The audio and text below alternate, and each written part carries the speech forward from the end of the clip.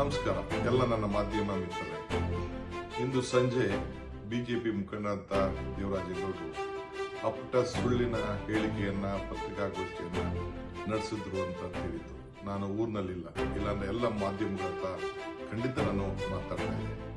ಇವ್ರು ಏನು ಮಾತಾಡಿದ್ದಾರೆ, ಏನು ಆರೋಪ ಮಾಡಿದ್ದಾರೆ ಎಲ್ಲ ಸುಳ್ಳಿನ ಕಂತೆ.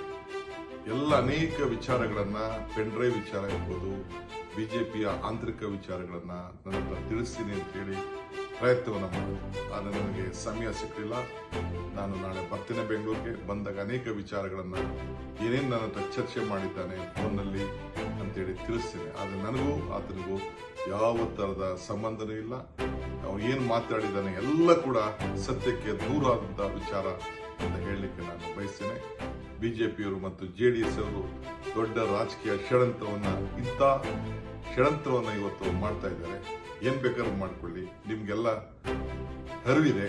ಹಿಂದೆ ದೇವರಾಜೇಗೌಡ ಏನೇನು ಮಾಧ್ಯಮದ ಮುಂದೆ ಮಾತಾಡಿದ್ದ, ಏನೇನು ವಿಚಾರಗಳನ್ನ ತಿಳಿಸಿದ್ದ ಎಲ್ಲ ಕೂಡ ಎಲ್ಲ ಮಾಧ್ಯಮಗಳ ಮುಂದೆನೆ ಇದೆ. ಅದನ್ನ ನೀವು ಪ್ರಕಟಣೆ ಮಾಡಿ ಓದಿದ್ರೆ, ತಿಳ್ಕೊಂಡ್ರೆ ಸಾಕು. ಇಷ್ಟು ಮಾತ್ರ ಹೇಳಲಿಕ್ಕೆ ನಾನು ಬಯಸ್ತೇನೆ.